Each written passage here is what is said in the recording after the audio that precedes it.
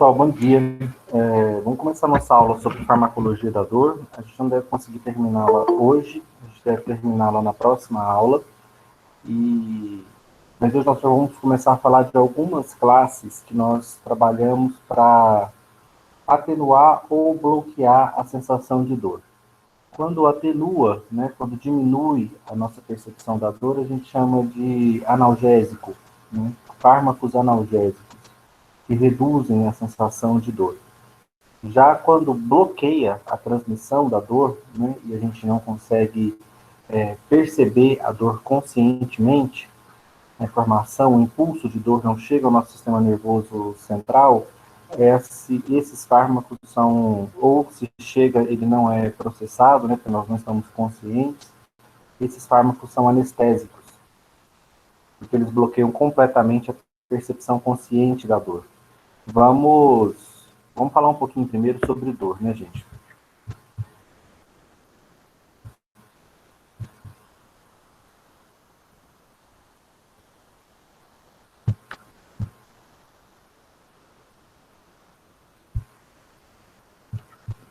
Olha, a dor é uma sensação, é uma experiência bastante subjetiva. Ela é tida como disfórica, né, como algo desagradável para a grande maioria de nós.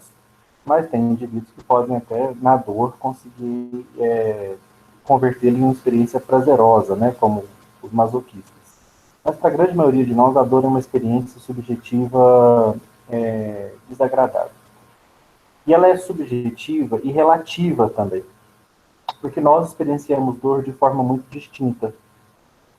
Tem pessoas que têm uma sensibilidade maior à dor, que se prostram diante da dor, e tem pessoas que têm uma resistência maior à dor, né, que tem uma personalidade mais aguerrida, mais combativa. Então, a dor, além dela ser uma experiência subjetiva, ela é relativa a cada indivíduo que está experienciando aquela sensação dolorosa. O meio que nos cerca também vai influenciar na nossa percepção de dor.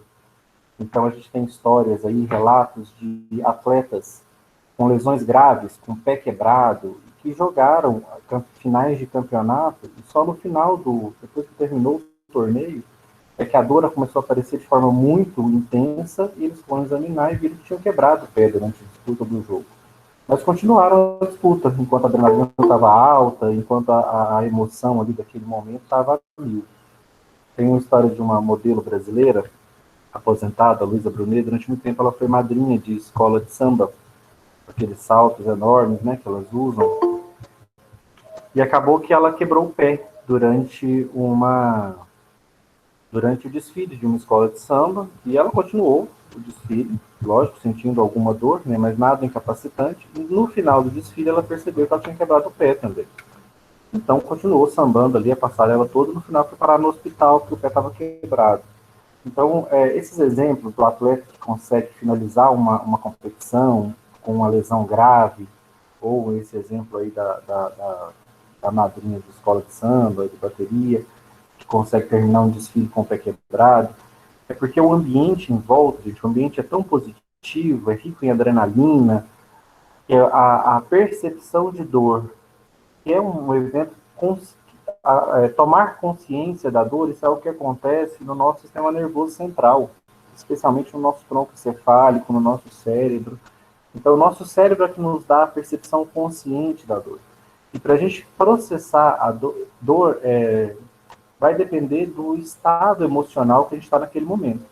Então, pessoas que estão num momento muito positivo, muito emocionante, podem sentir dor, podem ter um efeito analgésico, né, próprio no cérebro. A gente vai ver que o nosso sistema nervoso central ele tem um sistema de analgesia próprio para minimizar a sensação de dor, para tornar a dor tolerável. O oposto também acontece, né? Se eu estou, às vezes, num ambiente muito negativo, muito carregado, eu posso experienciar a dor de uma forma mais intensa. Eu estou internado num hospital, doente, ali a sensação dolorosa pode ficar até mais valorizada, mais intensa, por conta desse ambiente negativo que me cerca. Então, dor é uma experiência percebida como algo disfórico, subjetiva, porque cada um confere uma percepção específica, de acordo com a história, com a personalidade, e também relativa, porque depende muito do momento, depende muito de quem está sentindo a dor. A dor, a gente normalmente experiencia ela em 3 níveis. A gente tem dor leve, dor moderada e dor grave. E essa dor leve, moderada, grave, ela pode ser aguda, acontecer ali de forma passageira, ela pode ser gradual, ela pode ir aumentando com o tempo, e ela também pode ser crônica, uma dor que vai perdurar aí por muitos e muitos meses ou anos. Dito tudo isso sobre dor, eu queria perguntar para vocês. Dor vocês entendem como uma sensação negativa ou positiva para nós? Em termos de evolução, né? Por que vocês acham que a gente sente dor? Se é uma coisa ruim, né? Por que a evolução não tirou isso? A gente sente dor como forma de alerta do nosso sistema do corpo, como forma de defesa, mostra que alguma coisa está errada. Perfeito. A dor é uma das nossas sensações, gente, mais preservativas. O fato de que algo dói, por exemplo, na superfície do nosso corpo, na pele, um ponto da nossa pele começou a doer, a gente imediatamente já reage contra aquilo. Então, tenta descobrir o que está acontecendo que está provocando dor, porque dor é um sinal de lesão. E lesão é agressão a tecidos. E ela pode, inclusive, matar, dependendo do tipo de agressão que o meu tecido está sofrendo. Então, quanto mais cedo eu reajo a essa sensação dolorosa, mais eu me preservo. Né? Se uma gotinha de ácido cai na minha pele e começa a corroer, eu sinto dor, e eu já corro atrás de uma providência para tentar neutralizar aquele ácido que está me fazendo mal. A, a, as minhas vísceras, da mesma forma, né? Quem dera todas as patologias doessem desde o início, porque a hora que elas doessem, a gente já tomaria uma providência para tentar controlá-las. Doenças que são silenciosas, né, que não têm a dor como um sinal característico, elas acabam se tornando muito perigosas, porque o indivíduo pode demorar meses, anos, para se perceber doente. É o caso da hipertensão, da diabetes, é o caso de diversas neoplasias malignas, né, de cânceres. Essas patologias começam, mas elas não provocam dor. Então, quando elas não provocam essa sensação, que é o grande alerta, né, de que há algo errado no nosso corpo, a gente pode ficar meses, anos padecendo essa patologia antes de descobrir, e quando descobre, elas já estão avançadas demais. Às vezes a hipertensão já danificou seu sistema cardiovascular, a diabetes também, a neoplasia já pode ter se espalhado para outros tecidos, metastasiado. Então, toda essa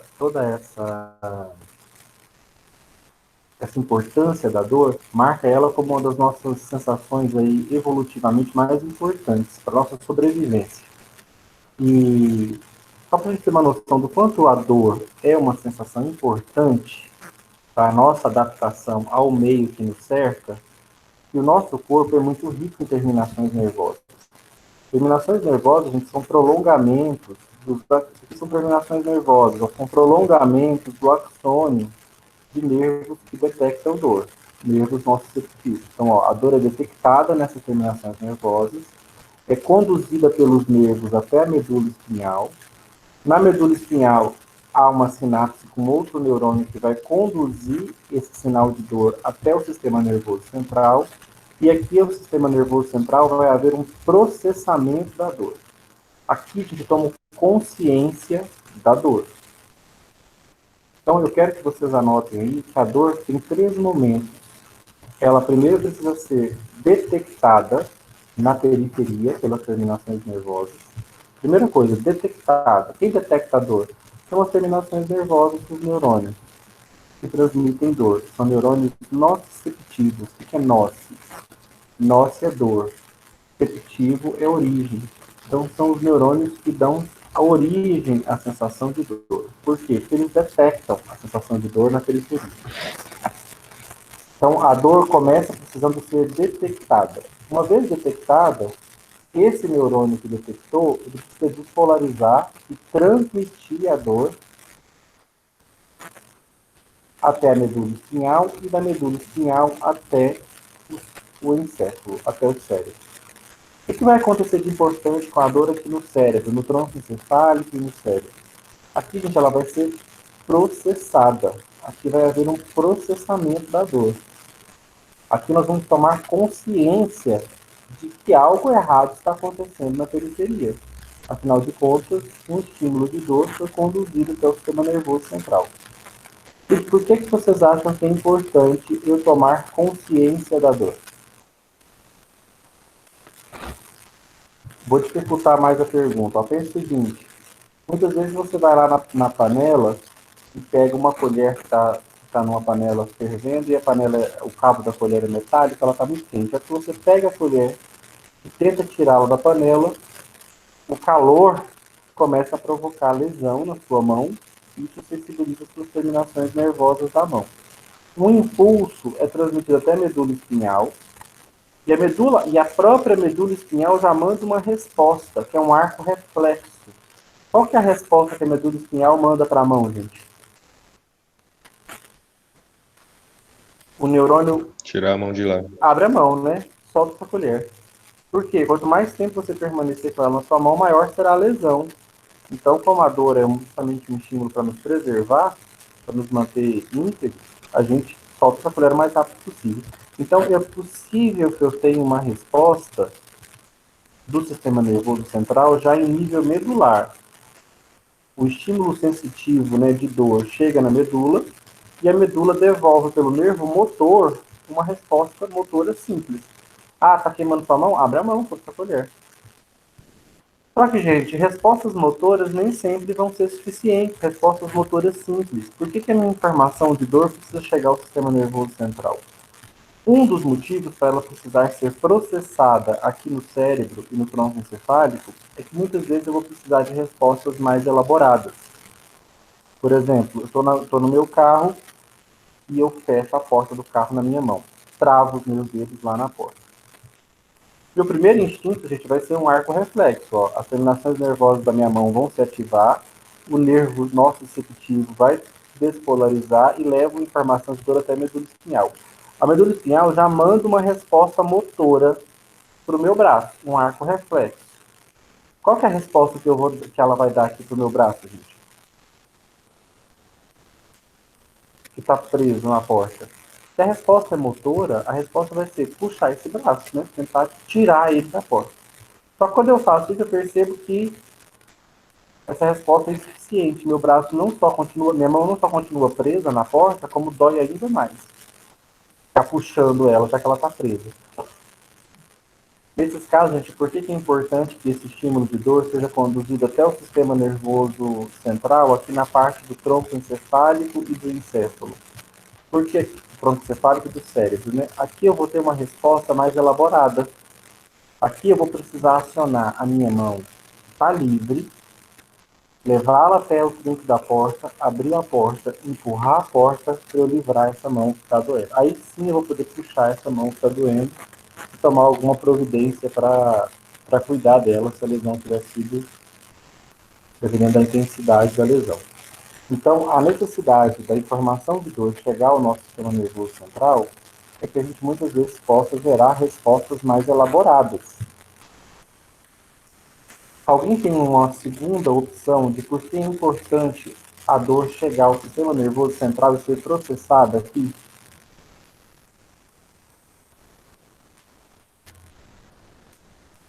Qual é o outro motivo, além de nos permitir dar respostas mais elaboradas contra a causa da dor?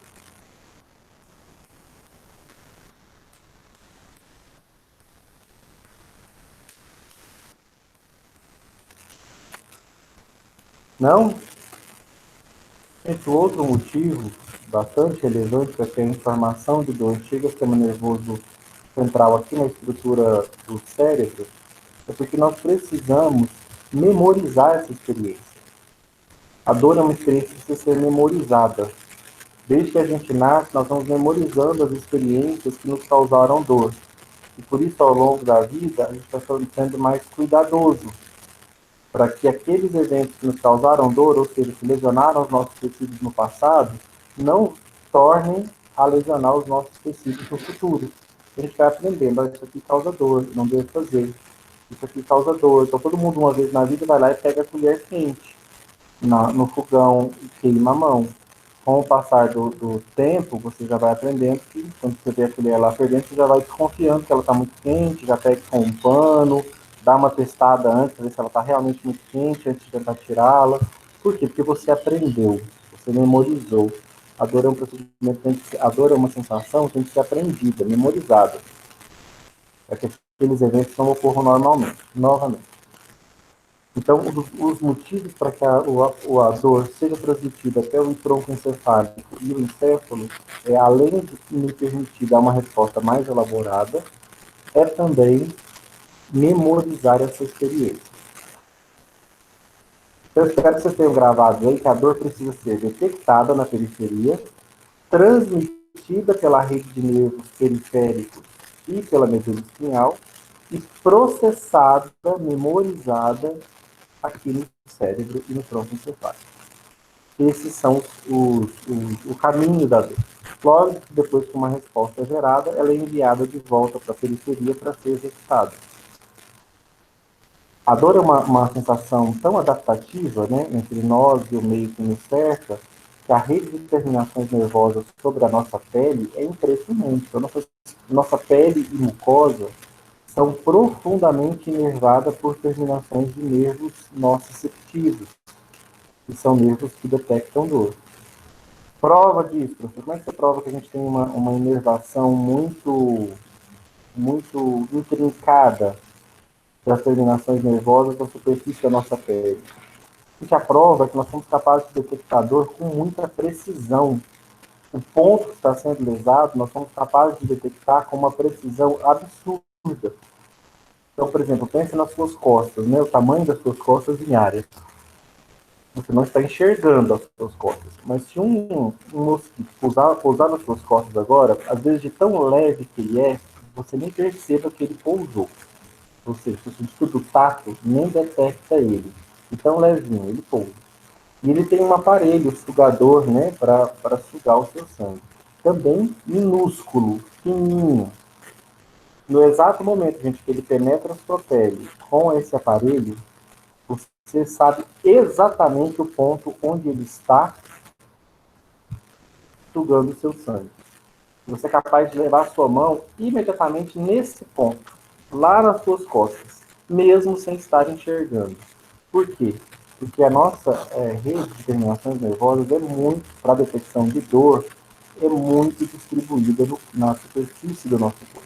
Nós temos menos nas nossas vísceras, é porque nossas vísceras estão expostas a menos agressões do que a nossa pele.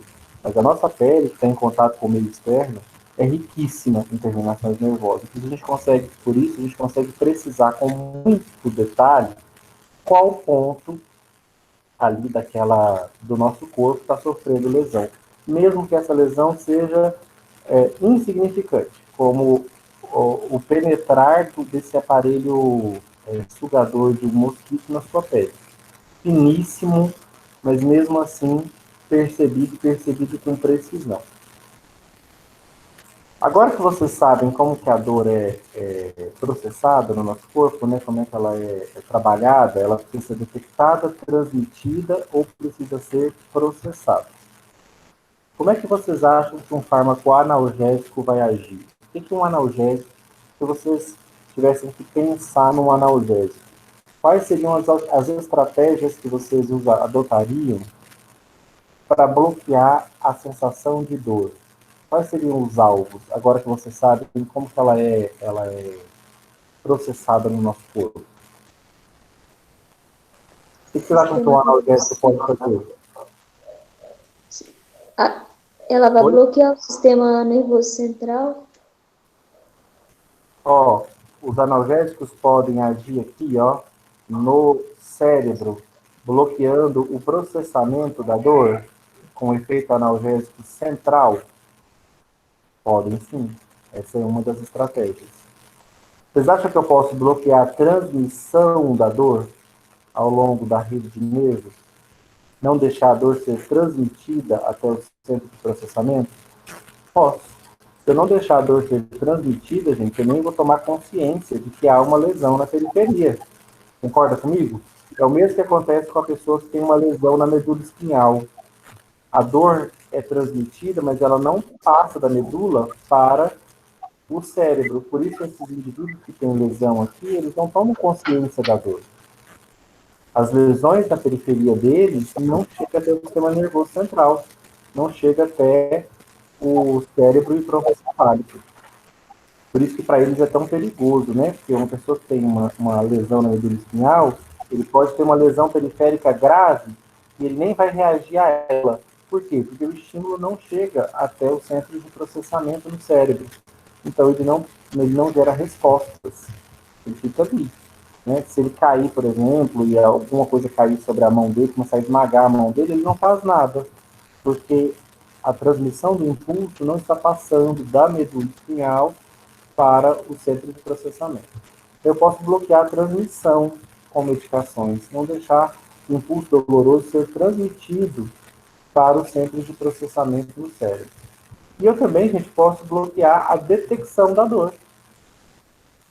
Então, eu tenho analgésicos que agem nos 3 níveis. Eu posso impedir que a dor seja detectada pela terminação nervosa, dificultar a detecção, a geração do estímulo de dor, posso dificultar a transmissão do estímulo de dor e posso dificultar o processamento do estímulo de dor. Essas 3 estratégias são analgésicas. É analgésico não me deixar gerar um estímulo de dor, é analgésico não me deixar transmitir o estímulo de dor e é analgésico não me permitir processar conscientemente o estímulo de dor lá no meu cérebro. Qual vocês acham que é o analgésico mais poderoso?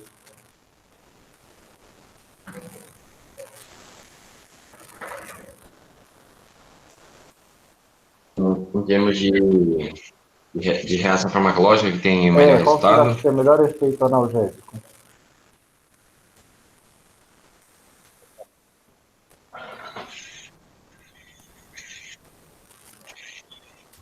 O que age que age no processamento lá. O que age no processamento, né, gente? O que age aqui, ó, no cérebro, no centro de processamento da dor. Essa é a nossa classe de analgésicos mais poderosos. Hoje nós temos basicamente 2 classes de fármacos que agem aqui. Nós vamos estudar eles. Os analgésicos opioides, que é uma classe derivada da morfina, e também os canabinoides, que são fármacos derivados da cannabis sativa, da maconha. Esses fármacos agem com efeito analgésico sobre o sistema nervoso central, sobre os centros de processamento da dor. Então, eles dificultam a nossa percepção consciente da dor. Por isso, eles atenuam de forma muito intensa a percepção de dor. Porque eles agem aqui, ó, onde nós tomamos consciência da dor, no cérebro, no tronco encefálico. Tem fármacos que vão bloquear a transmissão da dor. E se eu bloquear a transmissão, gente, meu sistema nervoso central nem vai ficar sabendo que uma lesão está sendo detectada aqui. E por fim, eu posso bloquear a origem, né? A geração do estímulo de dor aqui na terminação nervosa. Vamos começar com isso. Vou começar falando com vocês de 2 tipos de dor.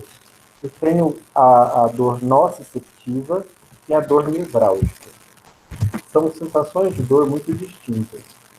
A dor nociceptiva, vocês vão marcar aí que ela é a dor inflamatória. Por quê? A dor nociceptiva, ela surge nos tecidos inflamados e ela é gradual. À medida que a inflamação vai progredindo, a dor vai aumentando, vai ficando mais intensa. Por que o tecido inflamado dói, gente? Porque no tecido inflamado, essas substâncias aqui são liberadas e se acumulam. E todas elas são substâncias que irritam a terminação nervosa. À medida que a terminação nervosa vai sendo irritada, ela vai gerando impulsos nervosos de dor, que são transmitidos até os centros de processamento no cérebro. É por isso que a gente fica sabendo que tem um tecido nosso inflamado e que tem um tecido nosso que está doendo. Então, aquela espinha que a gente tem na borda do lábio, né, que é muito dolorida, Quando ela está interna ainda, discreta, ela já dói. Mas a inflamação ali está no comecinho, então ela dói ainda bem fracamente. À medida que a inflamação for aumentando e ela chegar no auge, quando ela está aquela espinha bem vermelha, bem inchada na bordinha do seu lado, ela está extremamente dolorida. Até em volta dela, se você tocar, você vai sentir dor. Por quê? Porque as terminações nervosas daquela região ali estão todas irritadas por bradicimina, histamina, ácidos, proteases, prostaglandinas e prostaciclinas e serotonina. Essas, gente, são as substâncias que provocam dor. Se você pegar essas substâncias e colocar elas numa seringa e fizer uma injeção subcutânea em alguém, a pessoa vai urrar, vai gritar de dor. Por quê? Porque todas essas substâncias, no momento que elas forem aplicadas, elas vão interagir com as terminações nervosas do local onde elas foram aplicadas. Essas terminações nervosas de dor vão ficar irritadas e vão começar a disparar vários impulsos de dor em direção ao sistema nervoso central. E você vai perceber intensamente essa dor. Então, a dor nociceptiva é a dor inflamatória. Quanto mais intensa a minha inflamação, mais dolorido o meu tecido. Por quê? Mais irritadas estarão as minhas terminações nervosas naquele ponto inflamado por conta do acúmulo dessas substâncias. Quando pensarem em dor, pensem especialmente em bradicimina e histamina. Elas são as grandes protagonistas da sensação de dor. Mas todas essas outras substâncias contribuem para aumentar a percepção de dor no tecido inflamado. À medida que a inflamação regride, gente, a quantidade dessas substâncias no tecido diminui junto com a inflamação. Então, à medida que a inflamação vai passando, a quantidade dessas substâncias vai desaparecendo. E aí, a dor nociceptiva desaparece junto. Nem todo mundo é homem ou mulher suficiente para espremer uma espinha no cantinho da boca, né? Você sabe que dói demais. Então, tem muita gente que segura a onda, deixa a espinha ali, muito dolorida, não pode nem tocar. Mas se vocês repararem com o tempo, essa inflamação vai desaparecendo sozinha. É o que acontece com toda a acne, se você não tocar nela. A inflamação vai desaparecendo. À medida que o processo inflamatório vai regredindo, você vai notando que aquela dor vai desaparecendo. A hora que a inflamação, que a acne regride completamente, a dor desaparece junto. Por quê? Porque a produção dessas substâncias diminuiu junto. Alguém ia perguntar alguma coisa? Parece que abriu um áudio.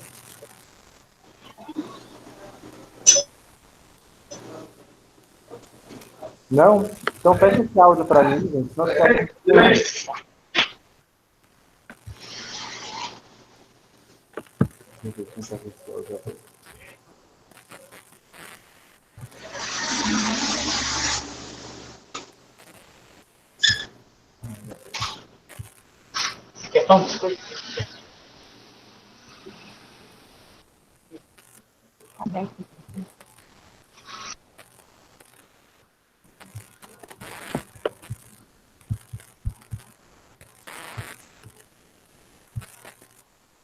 Então vamos lá, gente. Se eu tenho um tipo de dor que é provocada por inflamação, que é provocada por acúmulo de substâncias que irritam a terminação nervosa, dessa forma já fica claro para mim por que os anti-inflamatórios não esteroidais e os anti-inflamatórios esteroidais, que nós acabamos de estudar, por que esses fármacos são analgésicos. Eles são analgésicos porque eles tratam esse tipo específico de dor, a dor nociceptiva, que é a dor inflamatória. À medida que eles vão inibindo o processo inflamatório e reduzindo a produção de substâncias nociceptivas, irritam a terminação nervosa e causam dor. Então, quando nós tomamos anti-inflamatórios, nós estamos tratando especificamente um tipo de dor. A dor provocada pelo acúmulo dessas substâncias inflamatórias no tecido inflamado. Eu estou tratando dor inflamatória, estou tratando dor nociceptiva. E por que eles tratam dor? Porque eles acabam com o processo inflamatório. À medida que eles tratam a inflamação, a quantidade dessas substâncias no tecido diminui. Aí a irritação na terminação nervosa diminui e a sensação de dor diminui junto. Por isso eu queria perguntar para vocês, entre os anti-inflamatórios não esteroidais e os esteroidais, eles, por exemplo, né, esteroidais aí, a prednisona, a dexametasona, os anti-inflamatórios não esteroidais, diclofenaco, meloxicam, eles são analgésicos diretos ou você diria que eles são indiretamente analgésicos? Justifique sua resposta.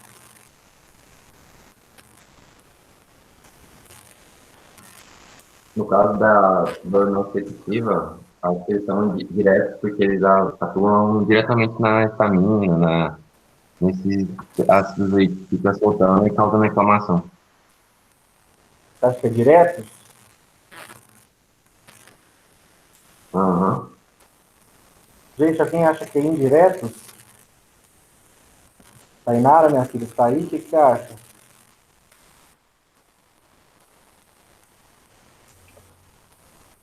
Eu não sei te dizer, Bruce, mas acho que é indireta. Pensar por que é indireto?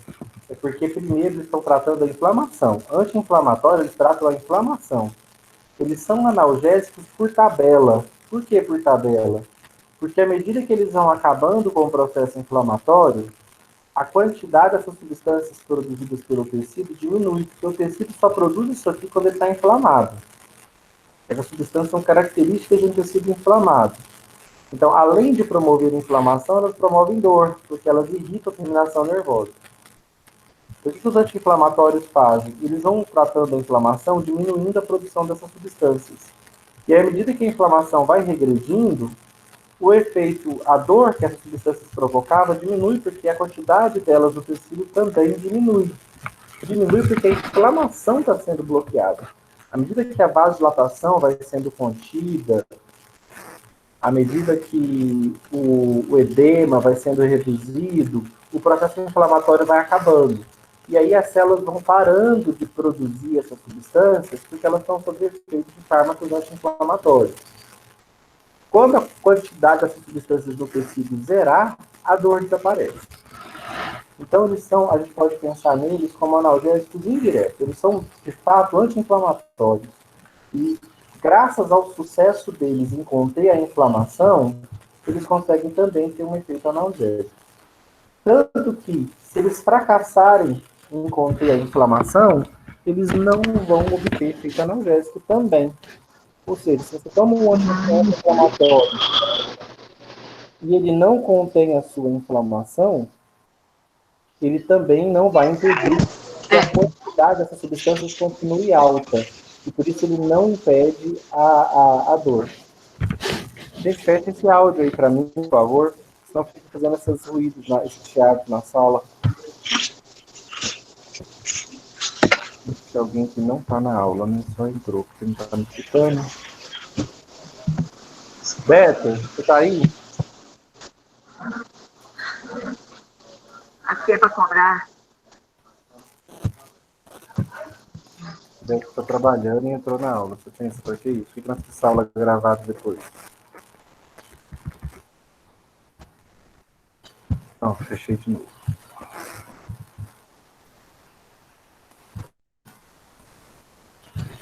Ó, os anti-inflamatórios não esteroidais, então, bloqueiam a dor inflamatória. Só que ela não é o único tipo de dor que existe. Nós temos um outro tipo de dor chamada dor nevrálgica. O que é a dor nevrálgica, gente? Ela não é fruto da irritação da terminação nervosa por substâncias irritantes. Essa é a dor inflamatória, nociceptiva. A dor nevrálgica é fruto de lesão no próprio nervo. É quando a agressão provoca lesão no próprio nervo sensitivo, no nervo que detecta a percepção de dor, no nervo nociceptivo. Essa dor, gente, ela é uma dor do impacto, né? É uma dor de algum objeto danificando diretamente a minha terminação nervosa, ou algum micro-organismo destruindo a minha terminação nervosa. Então, quando o dano é direto à minha terminação nervosa, a dor é nevrálgica. Se a dor inflamatória era gradual, ela ia aumentando com o tempo, à medida que a inflamação progredia, ou seja, à medida que a quantidade dessas substâncias se acumulava no tecido, a dor nevrálgica é diferente. Vou dar um exemplo de dor nevrálgica. Você está ali no dentista, e ele com aquele aparelhinho ali, lapidando seu dente, de repente, ele toca numa terminação nervosa com aquele aparelho. Gente, descreve para mim essa sensação de dor em intensidade. Como é que é a intensidade dela? Ela é gradual? Ela é aguda? Ela é lenta? Como é que é essa dor quando ele toca ali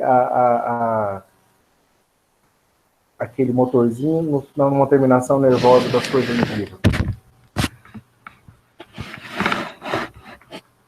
Todo mundo já passou por isso. Como é que é essa dor?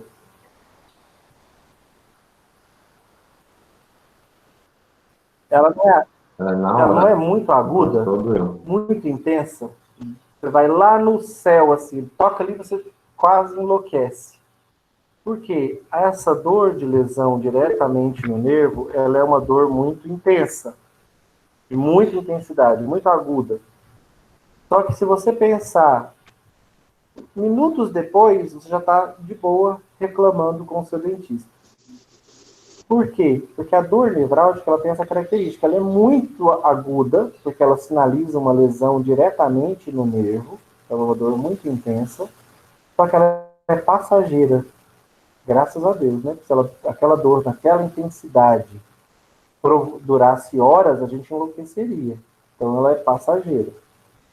Então você está andando aí pela sua casa, você senta a sua canela numa mesinha de centro, o impacto vai lesionar, pressionar suas terminações nervosas. Como é que é a dor? A dor é nevrálgica, é uma dor muito intensa. Quando você tem uma cãibra, o seu músculo se contrai de forma tão violenta que ele torce as terminações nervosas. E aí elas se lesionam. E você sente uma dor também nevrálgica, uma dor extremamente intensa. A dor nevrálgica, gente, ela tem uma característica, ela é intolerável. Ela é intensa em um nível que ela é intolerável. Quem tem uma cãibra sabe, a gente se contorce inteiro aí até que a cãibra passe e fica em pânico, com medo de que o músculo contraia de novo, porque a dor é muito violenta. A dor inflamatória já é uma dor que a gente convive, né? Mesmo porque ela começa lenta, aí gradualmente ela vai aumentando, até que ela chega num máximo. Nesse máximo, se a inflamação persistir por muito tempo, aí de fato ela se torna insuportável. Mas normalmente a dor inflamatória é uma dor que a gente convive. Já a dor nevrálgica, não. Pela intensidade dela, ela é uma dor que nós não toleramos. Por isso que nós não toleramos ser cortados, né? Ninguém aguenta ser cortado, alguém passar um bisturi te cortando, porque ele está fazendo uma cirurgia, mesmo que uma cirurgia simples, superficial, ele está passando um bisturi pela sua pele, está cortando terminações nervosas. A dor é nevrálgica, é aguda, é intensa, você não tolera.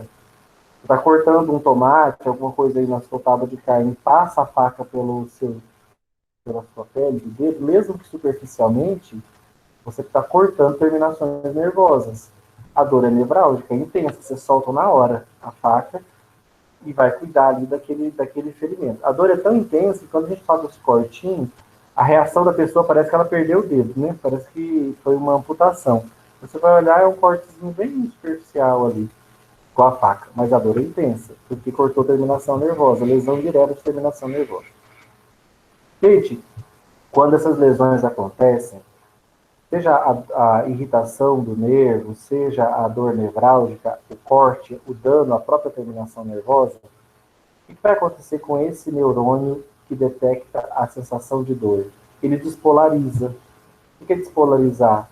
Ele abre canais de sódio entra no neurônio, e aí esse neurônio vai despolarizando, faz uma sinapse na medula espinhal, e essa informação continua sendo conduzida até os centros de processamento do cérebro.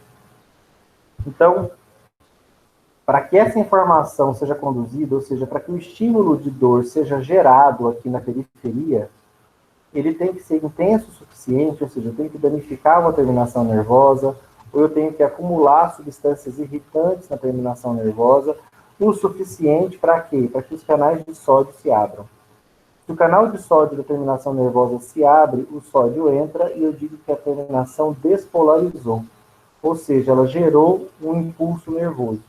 E esse impulso nervoso será conduzido, à medida que os canais de sódio forem se abrindo em cadeia, ele vai sendo conduzido até o centro de processamento no cérebro.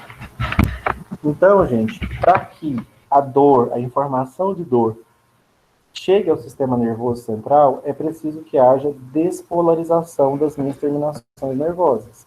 Elas têm que despolarizar em resposta ao estímulo de dor, seja ele o acúmulo de substâncias irritantes, seja ele uma lesão no próprio nervo. Então, a transmissão do impulso de dor é como a transmissão de todo impulso nervoso. Ela envolve a abertura de canais de sódio e entrada de sódio no neurônio. Aí eu pergunto para vocês acham que é possível a gente bloquear a transmissão do impulso de dor? Não deixar o impulso ser gerado e nem transmitido? O que nós precisaríamos fazer?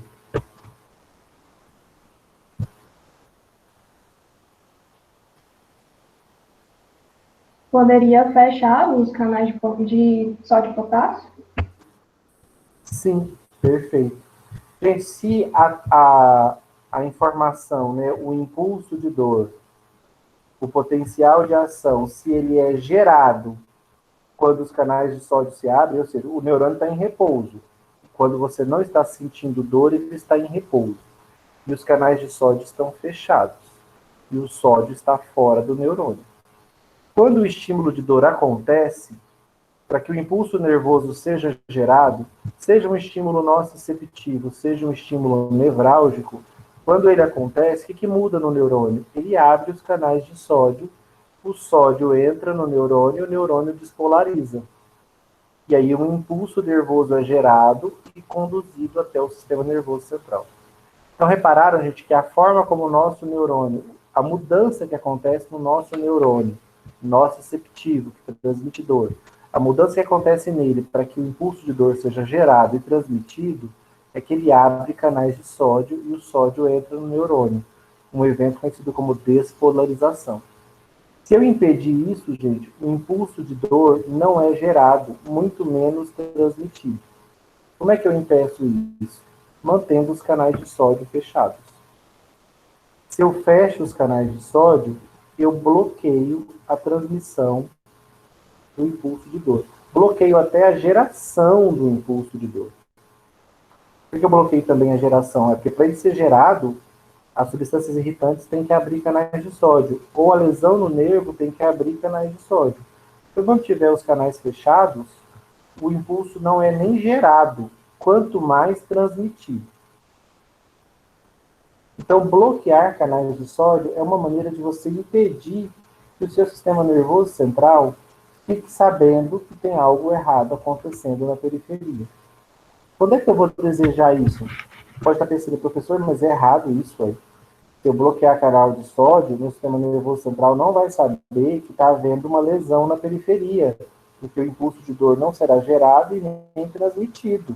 Isso é ruim, né? Porque eu preciso que meu sistema nervoso central tome ciência de que alguma lesão está acontecendo aqui na periferia para ele poder reagir a isso. Quando é que eu vou desejar, gente, que uma lesão provocada na periferia não seja, essa informação, esse impulso de dor, não seja gerado e nem transmitido ao sistema nervoso central? Em que situação?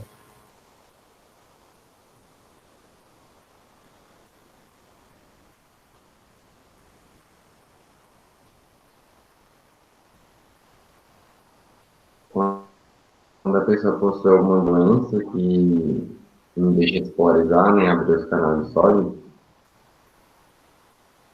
Não, se ela tem essa doença, ela já não abre, né? Então ela já não transmitiria a dor para o sistema nervoso central. Estou perguntando o seguinte para vocês. Nós falamos, vocês concordaram comigo que a dor é adaptativa, a dor é importante sentir dor. Porque se tem uma lesão na periferia, os canais de sódio se abrem, o neurônio despolariza, o impulso de dor é gerado, e ele vai sendo transmitido pela abertura de mais canais de sódio ao longo do neurônio até chegar no sistema nervoso central. Aqui eu tomo consciência de que algo errado aconteceu na periferia do meu corpo e tomo uma providência para minimizar as consequências dessa lesão que gerou dor. Então, Isso seria importante. Quando é, gente, que eu não quero que isso aconteça? Quando é que eu quero que a lesão aqui no tecido aconteça sem que o meu sistema nervoso central se tome consciência disso? Em uma situação de cirurgia, por exemplo. Perfeito, numa cirurgia. Numa cirurgia local, gente, eu estou cortando terminações nervosas. Eu posso estar cortando até nervos. Então, numa cirurgia, eu estou provocando dor nevrálgica de forma muito intensa, porque à medida que o bisturi vai cortando os tecidos ali, ó, camadas e camadas de terminação nervosa são cortadas junto. Então, pensa se uma gestante aguentaria você cortar a epiderme dela, depois você corta a derme, corta a hipoderme, aí naquele corte gigante, o médico ainda vai lá e abre ele com as mãos, aí aparece o útero, aí ele vai, corta a parede do útero, abre também e tira dali de dentro um bebê. Gente, quem suportaria dor nevrálgica nesse nível? Impossível. Por que que a mulher fica ali pleníssima, quietinha, enquanto tudo isso está acontecendo? Porque os canais de sódio da região estão bloqueados. Os canais de sódio estão bloqueados, gente, por mais que haja lesão na periferia, os neurônios não despolarizam, não geram um impulso nervoso. Então ele não é conduzido, não chega ao sistema nervoso central. Ela não tem percepção consciente da dor. O médico pode fazer o que ele bem entender ali naquela região. Por quê? Porque a sensação de dor está bloqueada. Olha a nossa gengiva, como é sensível à dor. Quando o dentista vem e aplica um anestésico ali, ele fecha os canais de sódio na sua gengiva. E aí ele arranca seu dente, ele serra seu dente, ele corta sua gengiva, ele sutura ela, e você fica ali deitadinho, tranquilo. Por quê? Porque a informação não está chegando no sistema nervoso central. Você não está tomando percepção consciente da dor. O estímulo não está sendo gerado e não está sendo conduzido. E se ele não chega ao sistema nervoso central, você não faz nada a respeito.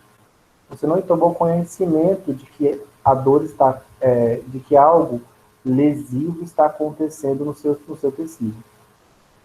O engraçado da cirurgia, da anestesia local, é que a gente fica bastante apreensivo, né? Porque a gente está consciente. Então você sabe que está sendo gerada a lesão.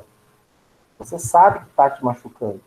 Só que você não está sentindo dor. Então, apesar de você não sentir dor, mas a apreensão você sente. Você fica ali naquela sensação angustiante de saber que tem uma coisa acontecendo, mas você não sabe o quê.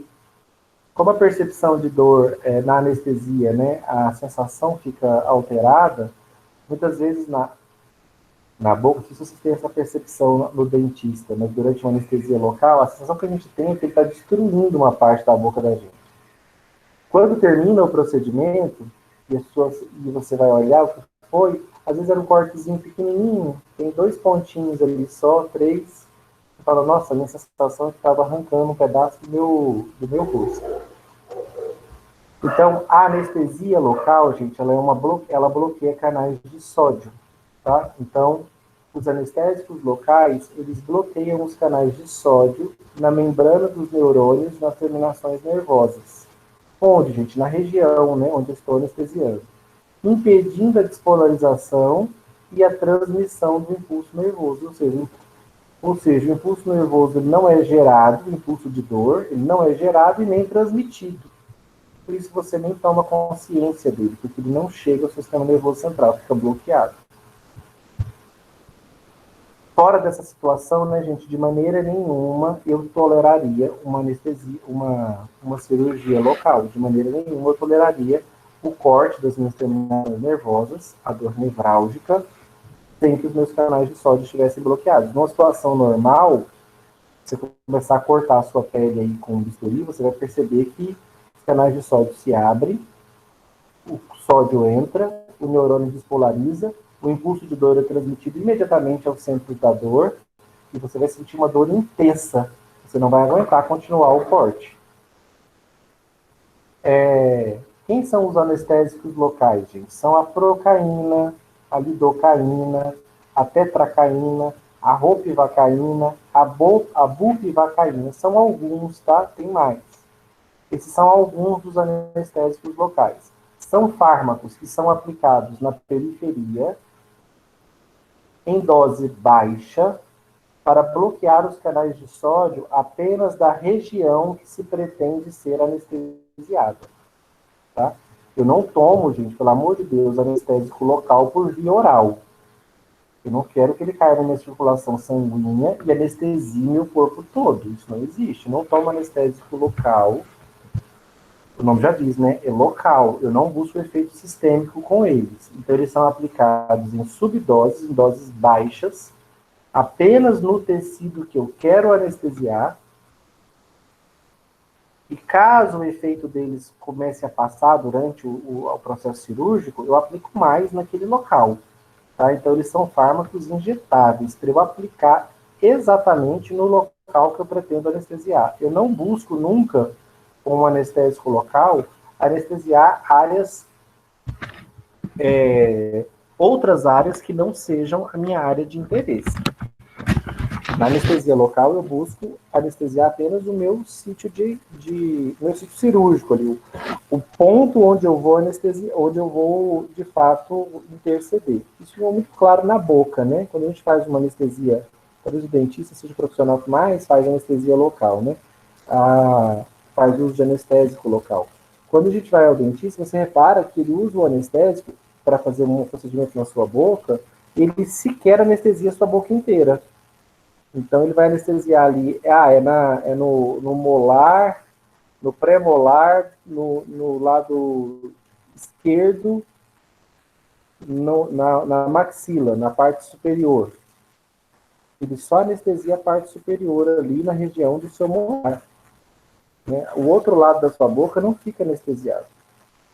Por quê? Porque não é o objetivo do procedimento anestésico. Então, o anestésico local, o objetivo é que ele bloqueie a transmissão do impulso nervoso apenas na região onde o processo cirúrgico vai acontecer. Apenas na região onde eu vou promover o corte de terminações nervosas. Ou seja, onde eu vou fazer um processo cirúrgico em si. Vou contar uma historinha para vocês. Muito do que a gente sabe de farmacologia, nós tiramos da natureza. E os cientistas, quando chegaram, quando estudando, né, os comportamentos da população aqui na América do Sul, eles descobriram que os descendentes dos Incas, que foi um império que existiu aqui na América do Sul, na região da Cordilheira dos Andes, eles descobriram que os Incas usavam uma planta, mascavam essa planta quando estavam, por exemplo, com uma dor de dente. E ao mascar as folhas dessa planta, a dor desaparecia. Eles também faziam um extrato dessa planta e passavam sobre feridas, e a dor na ferida desaparecia. Essa planta se chama coca. Heteroxylum coca é o nome científico dela. E aí os cientistas, claro, né, diante de um produto, de uma planta dessa, o que vocês acham que é a pergunta que já desperta na cabeça de um farmacologista? Eles já pensaram, que substância é essa? Né? Vou pegar essa planta, vou levar para o laboratório e vou descobrir que substância é essa que bloqueia a dor. Ao fazerem isso com a coca, eles descobriram uma substância que fechava canais de sódio. Ela liga-se nos canais de sódio e fecha os canais de sódio, ou seja, uma substância que impedia a despolarização das terminações nervosas e não deixava conduzir o impulso nervoso em direção ao cérebro. Então, ao fazer isso, eles descobriram o primeiro anestésico local presente nas folhas da coca. E, em homenagem à coca, batizaram o primeiro anestésico local como cocaína. Só que a cocaína tinha um problema. Quando usada de forma injetável, ela caía na circulação sanguínea e vinha parar no sistema nervoso central. E aqui no sistema nervoso central, ela estimulava uma região chamada núcleo accumbens. O que a cocaína faz aqui no núcleo accumbens? Ela aumenta a quantidade de dopamina. Escreve aí, ó, DA é dopamina. Dopamina, gente, é um neurotransmissor relacionado ao prazer. Então, quando nós usávamos, no passado, né, só existia um anestésico local, a cocaína. Então, naquelas guerras, por exemplo, que as pessoas têm lesões muito graves e precisam fazer amputações, os enfermeiros ali naquele local, os médicos, né, de guerra, aplicavam injeções contendo cocaína. A cocaína bloqueava a dor, para aquele paciente poder sofrer a amputação ali, né, aquele soldado, só que ela agia no sistema nervoso central, provocando euforia, porque ela aumenta a dopamina nessa região aqui, ó, no núcleo accumbens. O núcleo accumbens, gente, é o centro de prazer do nosso cérebro. É no núcleo accumbens que a gente controla as sensações de motivação e de prazer e de alegria. Se esse núcleo está estimulado, a gente está feliz. Se esse núcleo está inibido, nós estamos tristes. Então, o núcleo accumbens está relacionado à sensação de prazer, de recompensa, de motivação. A cocaína faz com que o neurotransmissor dopamina seja liberado no núcleo accumbens. E a dopamina é um estimulador do núcleo accumbens. Quanto mais dopamina, mais eufórico eu fico. Fala, professor, então ótimo. A cocaína trata a dor e ainda provoca uma sensação positiva, felicidade, euforia, alegria, uma sensação de extremo prazer. Por que isso não é bom, gente? Por que infelizmente, sentir uma sensação de extremo prazer, de euforia, não é positivo para nós?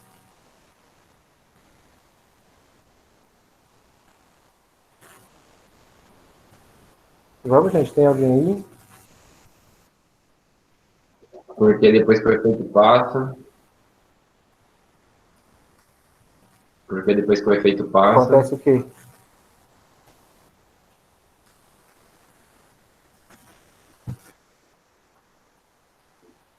Gente, vocês gostam de se sentir felizes ou tristes?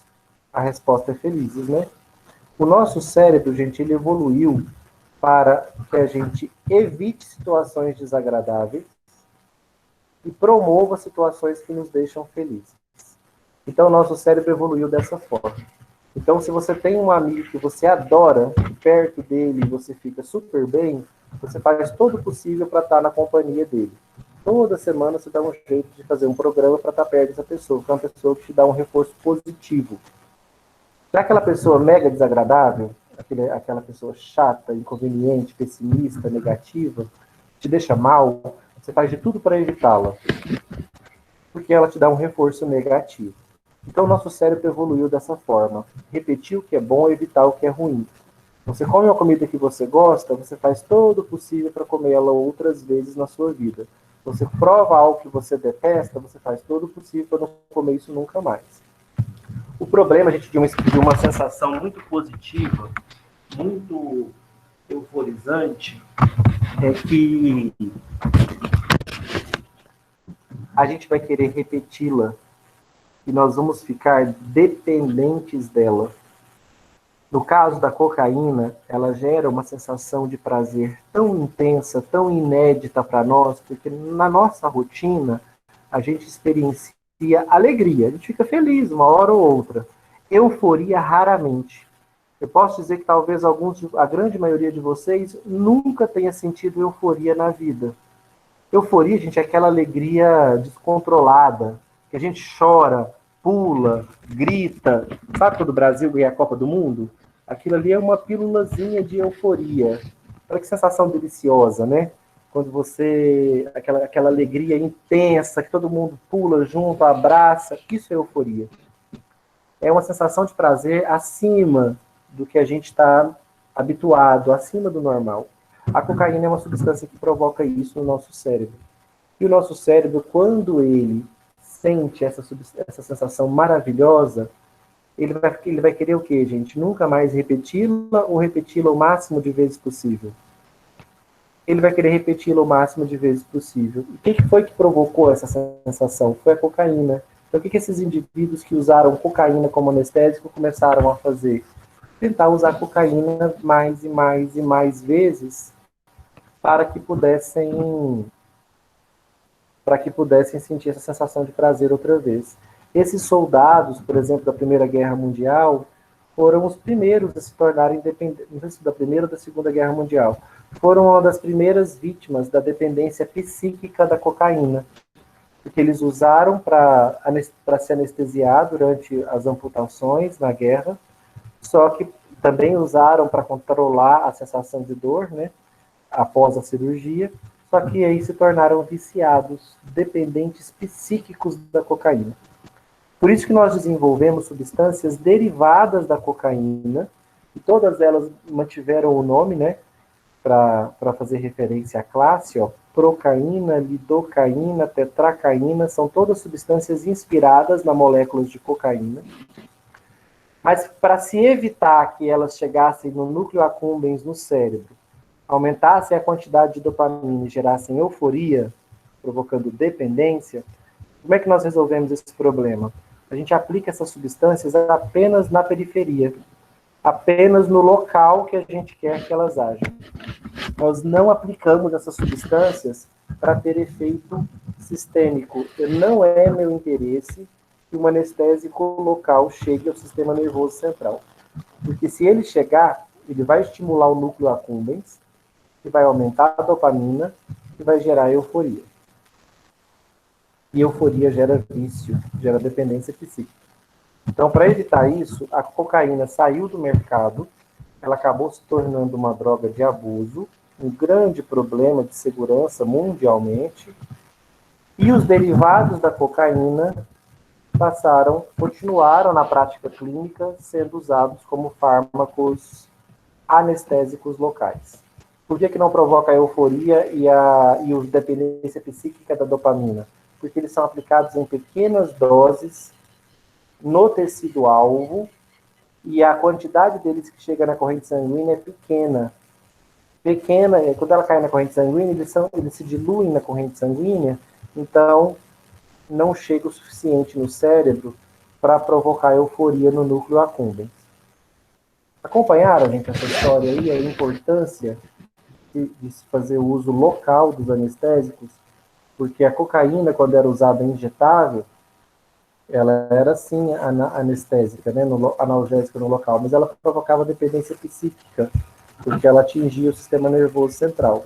Os derivados dela já não são fármacos que atingem o sistema nervoso central, muito porque são aplicados de forma local e em dose baixa.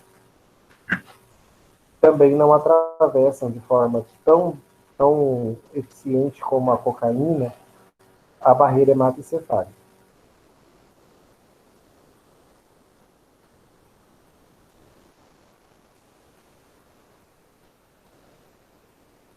Entenderam isso? Dúvidas? Não. Agora para vocês, então. Oi.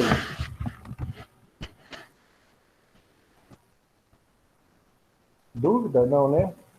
Vou falar para vocês agora de uma evolução da anestesia local, que é a anestesia local com vasoconstritor. Você deve estar se perguntando, por que eu vou adicionar um vasoconstritor a um anestésico local? Eu quero que vocês pensem o seguinte: todo mundo já passou por essa situação no dentista. Gente, quando você aplica um anestésico local, por exemplo, na sua gengiva, concorda comigo que às vezes acontece de você sair do dentista com a bochecha anestesiada, uma parte da língua anestesiada, às vezes um pedaço do rosto anestesiado. Só que ele aplicou o anestésico apenas na sua gengiva. Por que está anestesiando sua bochecha, sua língua? O que está acontecendo? Quem consegue pensar o que está acontecendo? Como é que esse anestésico está chegando na sua bochecha, na sua língua e bloqueando os canais de sódio das terminações nervosas da bochecha e da língua, te deixando dormente, anestesiado?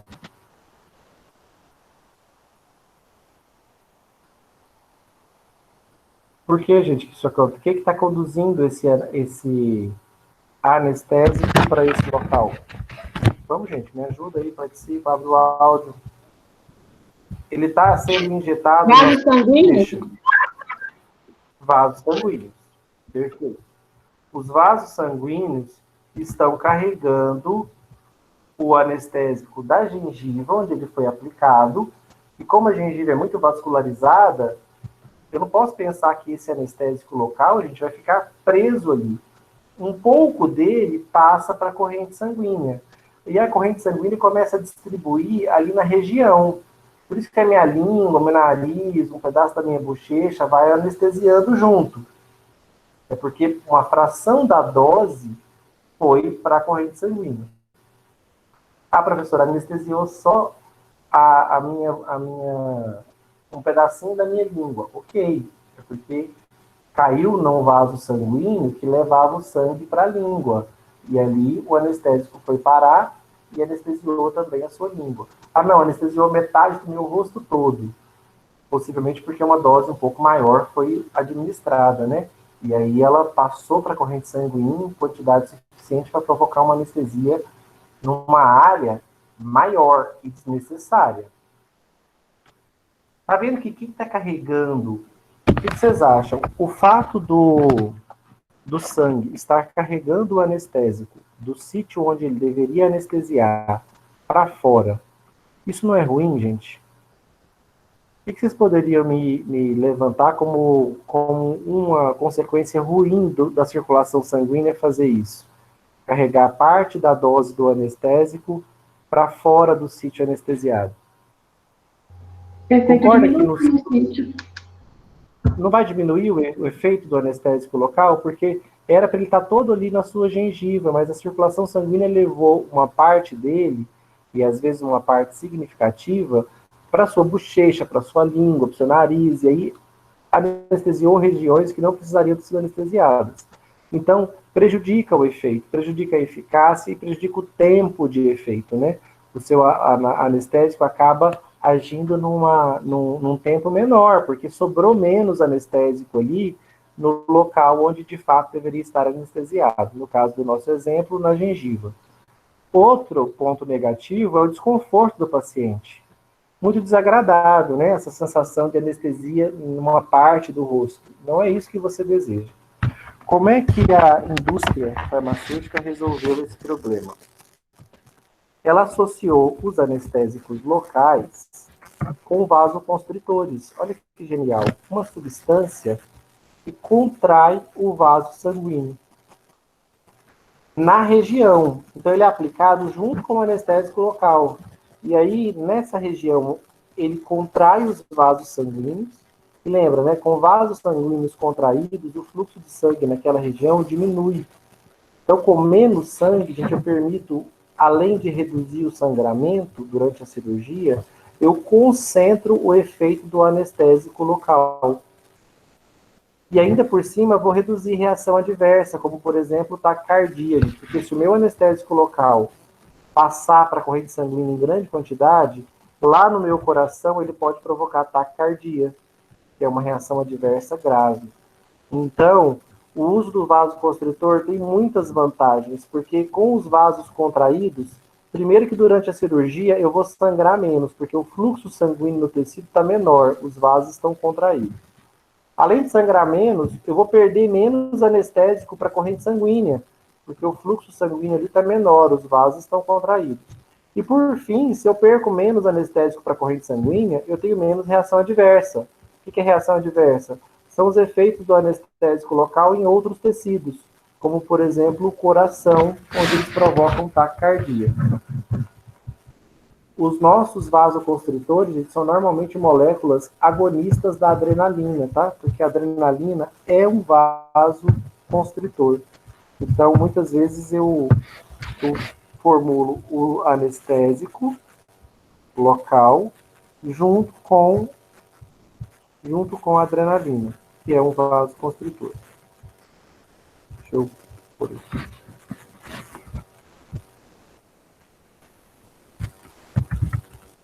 Epinefrina, tá?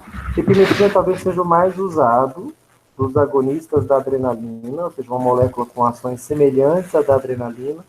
Como a adrenalina é vasoconstritora, a epinefrina também é. Tá? Então, a epinefrina é o vasoconstritor que a gente costuma usar. Aí.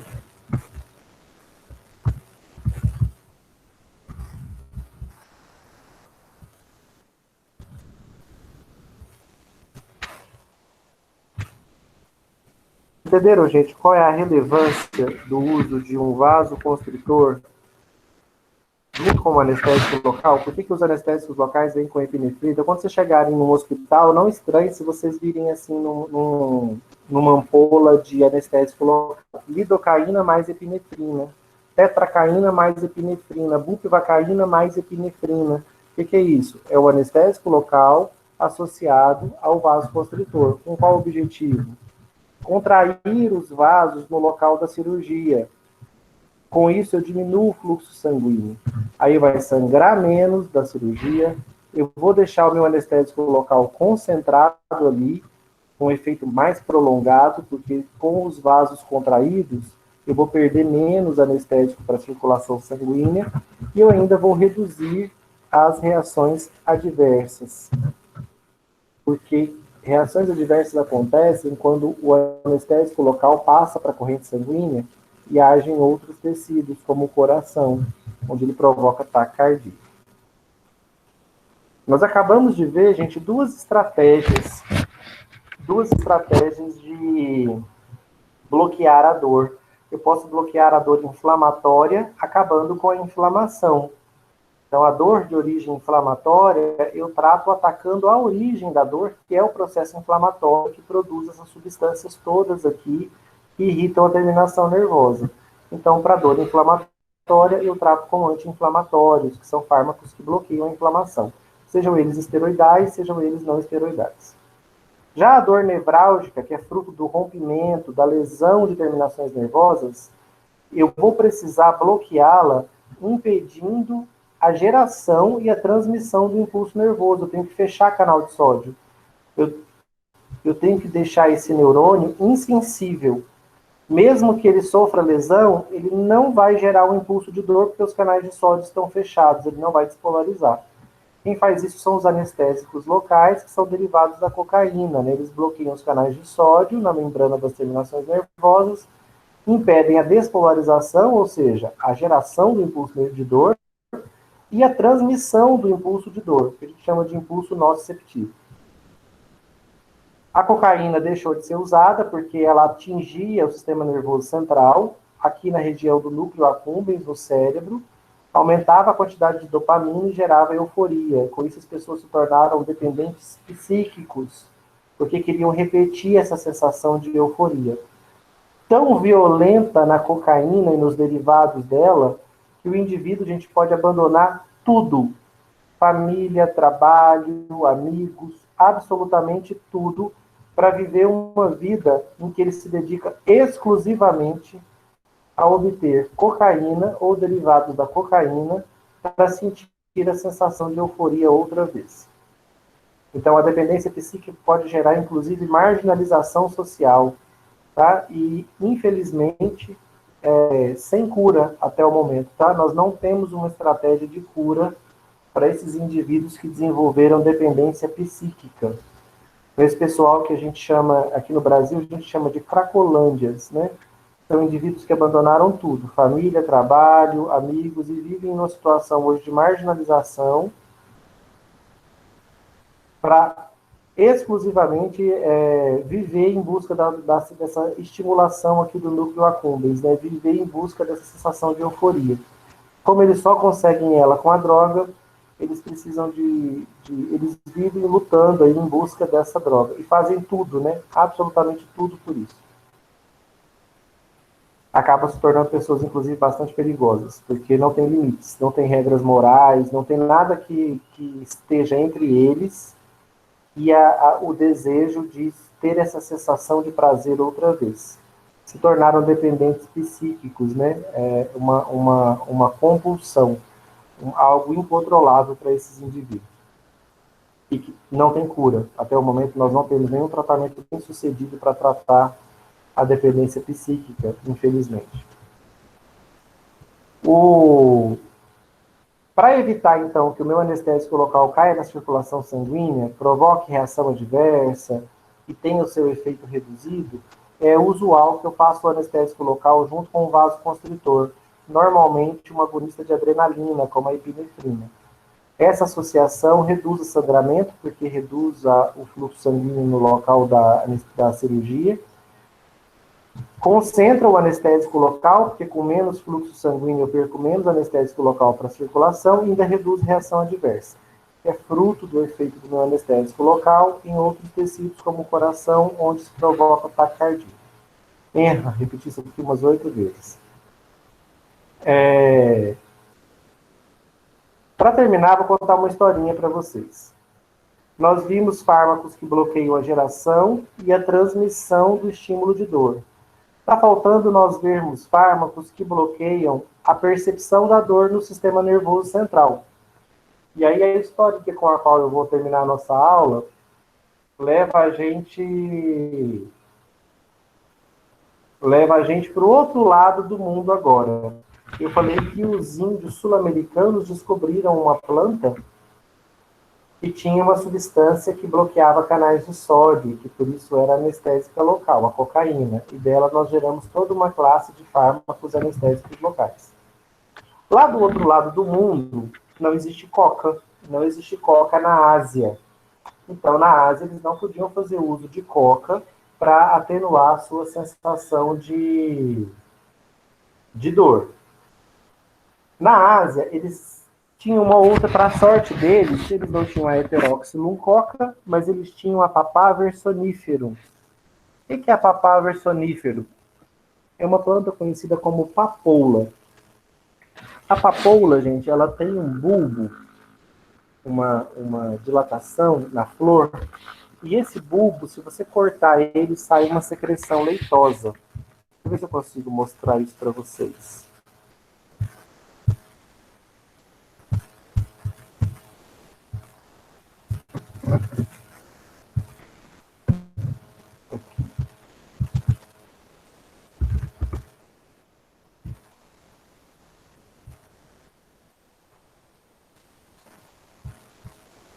Tá vendo aqui, ó?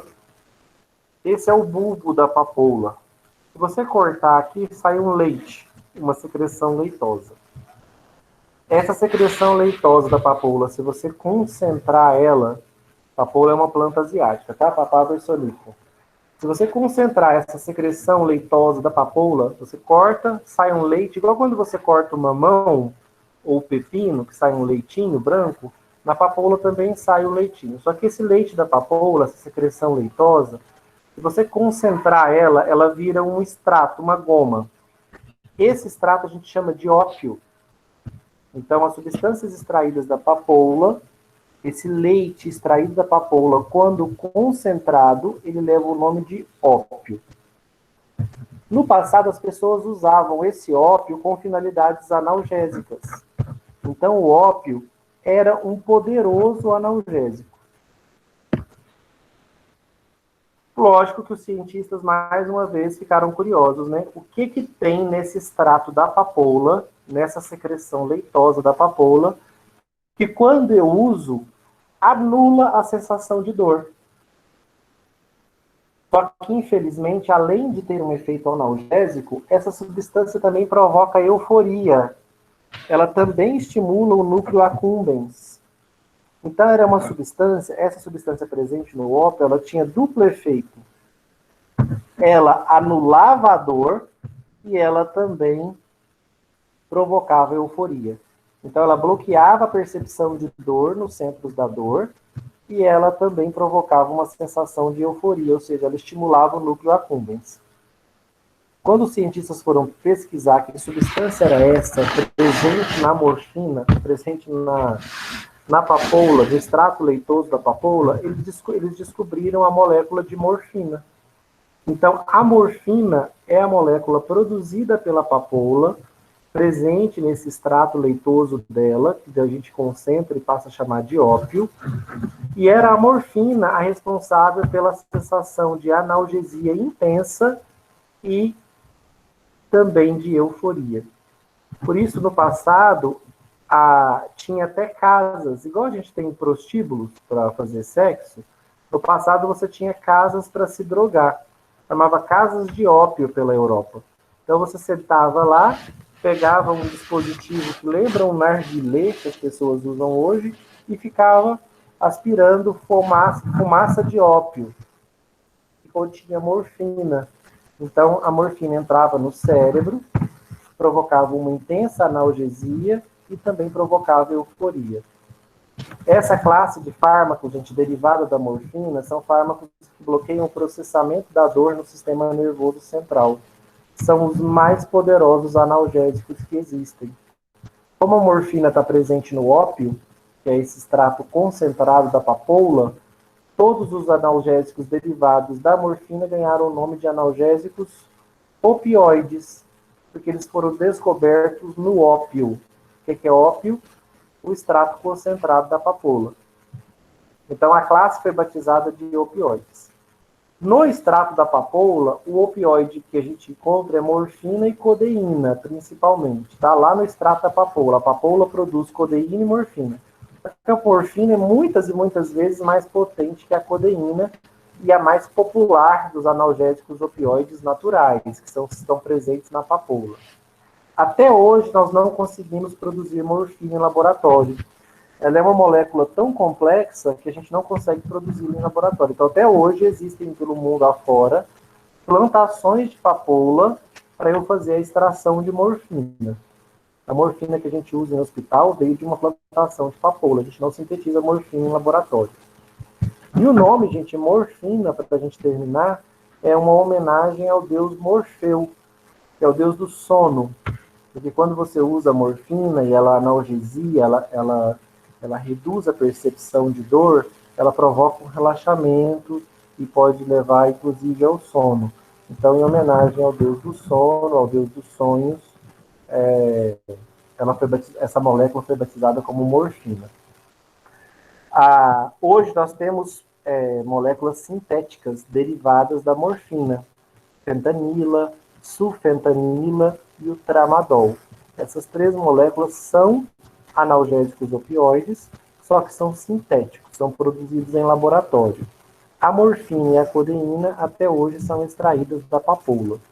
Você tem que plantar a papoula e extrair do extrato da papoula. Já a fentanila, sulfentanila e tramadol eu sintetizo em laboratório. E essas aqui, inclusive, são muito mais potentes, a fentanila e a sulfentanila, são muito mais potentes analgésicos que a própria morfina. São sintéticas, mas conseguiram superar o efeito analgésico da própria morfina. Certinho, gente?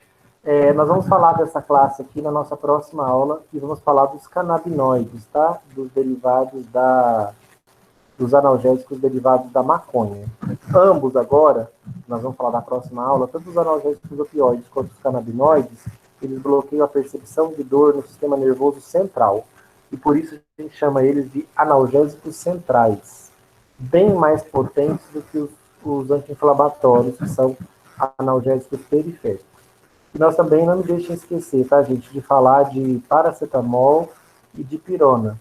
2 analgésicos que fogem um pouco desse roteiro aqui que a gente está vendo para as demais classes. Certinho? Dúvidas? Bruce, te perguntar, esse desenho, essas próximas aulas são do segundo bimestre, né? Aí você Isso. vai enviar a apostila depois. A apostila está pronta já. Eu vou mandar ela agora para o menino da Xerox da Fama, para ele me dizer quanto que ela fica na Fama, e vou mandar o PDF para vocês. E aí vai valer a mesma regra do semestre passado, gente. Quem tiver sem grana não precisa imprimir a apostila. Pode desenvolver a apostila no caderno. Quem tiver condições, quiser imprimir, porque fica mais organizado, eu também acho. Imprime a apostila e faz a apostila, você fica até tendo um livrinho para você consultar no futuro, quando tiver alguma dúvida sobre farmacologia. Uhum. Então, E na apostila... vai estar disponível para vocês hoje, tá? E na apostila vai ter os estudos dirigidos, caso clínico, igual a da primeira bimestre? Tudo. Ela é igual ao do primeiro bimestre, tá? Tabela farmacológica, daquele mesmo jeito. Beleza. Assim que você enviar, eu vou lá então. Isso. Já teve vista de prova, tá, Jonathan? Você que teve vista de prova na quarta-feira.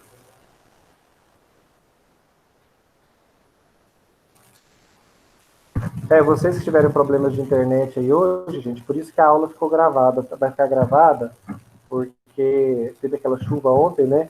Acho que muita gente está sem energia, sem internet. Quem está aqui na cidade